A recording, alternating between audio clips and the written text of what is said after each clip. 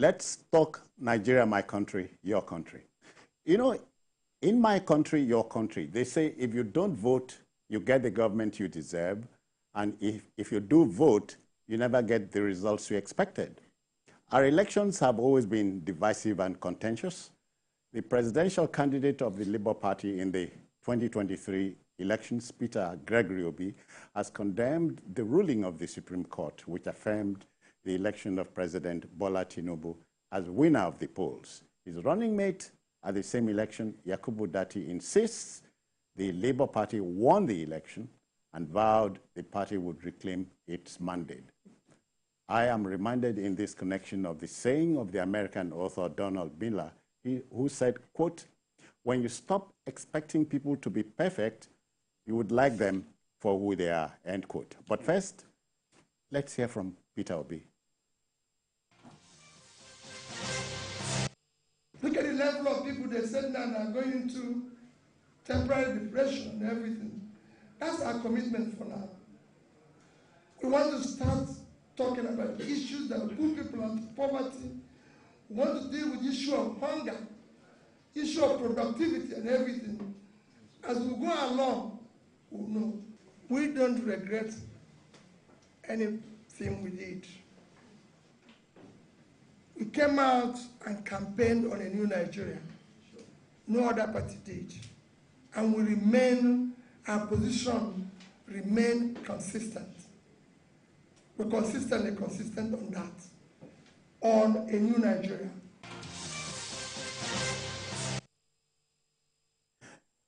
Yinka, so it is his right to hold that conference.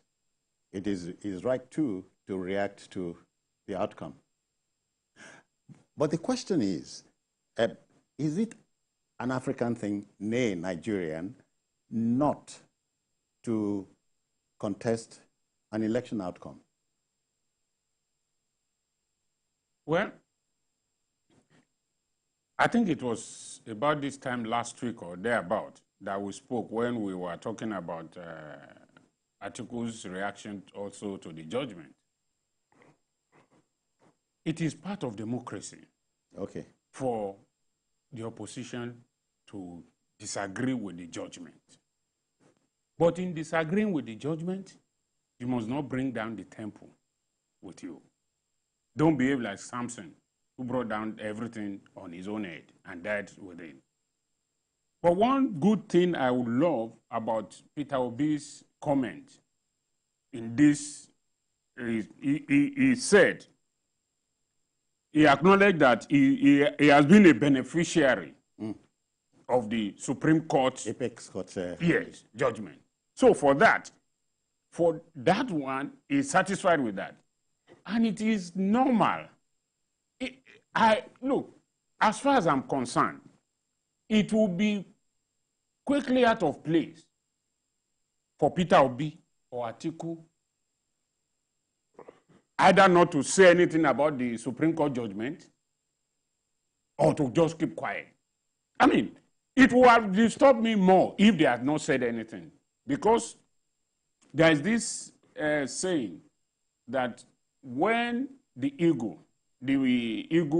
child of the eagle went to pick a duckling, when he brought the duckling home, the mother eagle said, what did the mother say? The man he said, return it. Return it. Then he went for the chicken. He said, oh, so what did the mother hen say? He said, oh, he rabbled and ran after me. The whole village almost killed me. He said, oh, go ahead. Okay. He has done all what he wanted to do. So if they had behaved like the duck and they didn't talk, it would have been suspicious. Exactly. A danger signal for our democracy. So now they have spoken. They have their freedom to say what they have said. He has agreed that he was a beneficiary of the Supreme Court. So this time around, the Supreme Court judgment went the other way. So in disagreeing with it, he has shown that... Yinka, but the first instance was a different one from this current one. No, but it is all the same thing. Okay. Look, if the judgment had gone his own way, or Atiku's way, will APC not react? APC will react. So you don't stop them from reacting. Naturally. It is their right to, but what I don't want to agree with is that area of trying to paint the judiciary in bad light. Okay. Because it has favored you at one time. If you cannot, you win some, you lose some. That is life. And the area where he was talking about the Supreme Court aversion to public opinion. Yeah. That one to me is a funny one. It tire you. I mean, public opinion of what? That the election was not properly conducted? I'm not with this argument saying that there were no flaws. Of course, there were flaws. But public opinion is not what judges work with. And they said that in their own, it is the evidence you present to them that they will work with. And the prayers you say. You seek. So they can't give you what you didn't ask for. Yeah. So for me, I think what we should just do now is the opposition should begin to work. In 2003, after the 2003 election, before the 2003 election, we have 5 AD, or was it AD then, governors in the Southwest. Yeah. After the 2003 election, only one remained. All the others were gone. That was Lagos, Tinubu. But the man rallied around and built the party from scratch. So, what I expect the opposition to do now is to begin to learn that, look, when you fall, is a way for you to learn. When you don't fall at all, the day you are going to fall is going to be much more serious. They're falling. What they need to do now is, what do we do? Politics is over now. Even I'm saying that also to the APC. Politics is over. Governance must start. We've played too much politics from the election period up to now. And we should just focus on what is it that we can do. The government should focus on what it can do to make life much more easy for the people. Because the way things are now, things are just spiraling out of sync.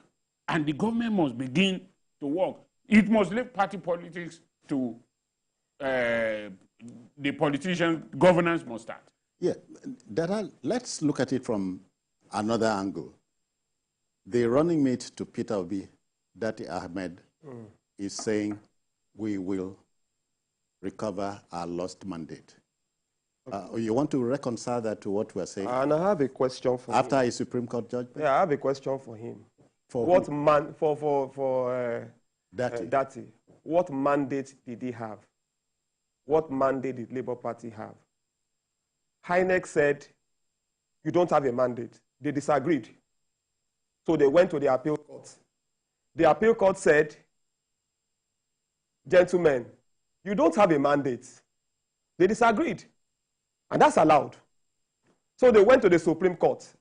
And the Supreme Court said, gentlemen, you don't have a mandate. Which mandate are they reclaiming? Look, he said, and you said it also, that they have a right to react. But they have a responsibility to react with maturity. That maturity is what I did not see in their comments. For example, you can't be talking about a Supreme Court's aversion to public opinion. Everybody knows that the judiciary does not deal with public opinion. You know, the public can be very angry about or can be very passionate about something, and then naturally.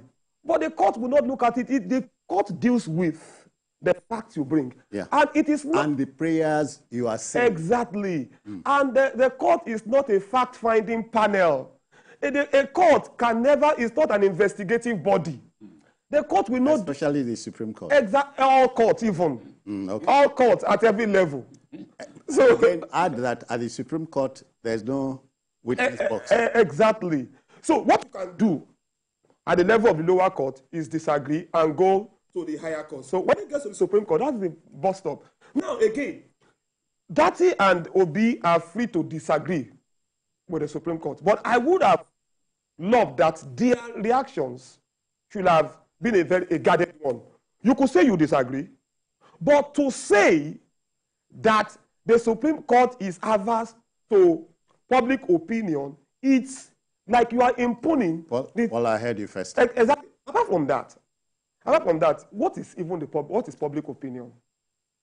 Are you saying that it is the public opinion that Obi won that election?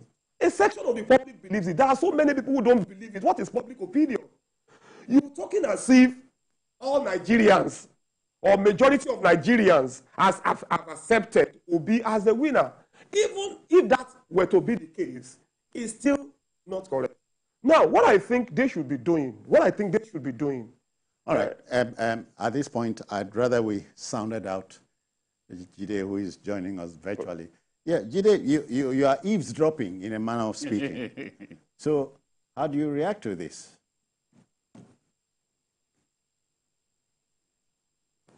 I think that Peter Obi is still preaching and campaigning long after the elections had ended and a winner declared. It is a shame that Peter Obi will be attacking the Supreme Court. Without the Supreme Court, he won't be who he is today. Because he was a victim of election rigging, the Supreme Court saved him, gave him his mandate. He was a victim of illegal impeachment. Supreme Court saved him, restored his mandate.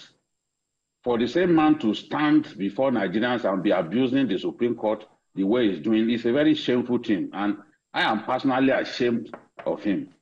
Yeah. Because you cannot bring down our Supreme Court in the way that you are doing. You benefited from this same Supreme Court. I'm not surprised that Datti would attack the Supreme Court because Datti is a certified election rigger. He rigged election against McCarthy, former governor of Kaduna State. The Supreme Court, the courts took that mandate from him and gave it to the rightful owner.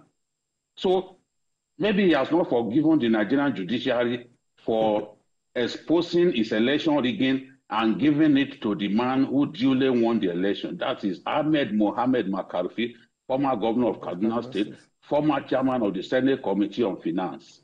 So I can understand if somebody like Datti continues to abuse the the judiciary, because the judiciary took away what was not rightfully his and gave it to the person who duly won the election. And since that time, he has not managed to win an election in our country. During this last election in Zaria, where he hails from, he was defeated in his polling unit. A man who was defeated in his polling unit coming out to say that INEC shut down IRF at a point when Labour Party was leading. That is 24 carats dishonesty, and he knows it. It's 24 carats dishonesty. Labour Party was not leading. Labour Party did not win the election. You can continue to mislead your supporters, but you can't mislead the whole of Nigeria. Labour Party could not have won the election, and you didn't win the election. So Nigerians, as far as they are concerned, this election has been won and lost, decided. We have to move forward. Trying to rile up our people against constituted authority, saying all sorts of things, even about things that he knows little or nothing about. He was saying that the killing of Nigerian soldiers in Niger State was unprecedented. What does Datti know about security in our country? What does he know about Boko Haram insurgency? I am in the Northeast as we speak. In one day, in a town called Gudumbali, in Guzamala local government area of Borno State, Boko Haram killed more than 120 soldiers.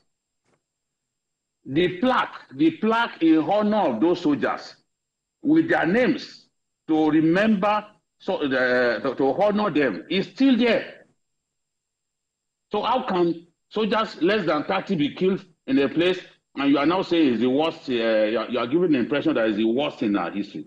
What do you know about security in our country? How many places have you been to? Yeah, Jide, have you been to the war-torn areas? Have you been there? Have you entered Sambisa? Some of us have entered Sambisa before. All right. Have you been there? Jide, it is their right so to kick. They have the right to kick. It is their right to speak, but it is their right. They must make sense. Exactly. They must make sense. I can tell you some of what people say, trying to turn Nigerians against one another. It can't be tolerated in other countries. How did the killings, the pogrom in Rwanda begin? You could argue that those people too had the right to talk. But when you talk, you must talk with common sense. You must make sense. You must not say things suggesting that you want to incite Nigerians against the government of the day, or incite Nigerians against one another. Long after the birds had flown, long after the elections had held, an election in which you fail to win your own polling units. All right, all right. That means you don't have electoral value. If you can't win your polling unit, you do not have electoral value. You are sounding more hurt than they are. No. This is the way I talk. I speak in the interest of my country. It's not anybody's business the way I convey my opinion. I understand. It's not a matter. Why should somebody be inciting Nigerians against one another at this stage? This was the same man who was intimidating judges the other day and told them not to go for the inauguration on May 29. Is it right? Have you ever had anybody speak like that? In all your years of journalism, have you heard where somebody was telling judges not to attend the inauguration? But this was the same thing that Datti did. So it deserves to be corrected. If he doesn't know that it is wrong, it deserves to be corrected, and that's what I'm doing. All right. Thank you. Thank you, Jide. Inka, in taking this to a logical conclusion. Well, we expect an opposition between now and the next election. Yeah. So when Datti says he's going to recover his mandate, he's not necessarily talking about 2023. No, I think he's talking about the future, 2027 and so. So building the country, retooling the country begins from here. Yes, you see, as I said earlier on, they need to learn what to do to make sure that they turn the table around. It's not by only addressing press conference and then all they need to do, and Obi said something in that light, that the Obi movement. So if he can begin now to galvanize that movement and try to work across all the regions to make sure that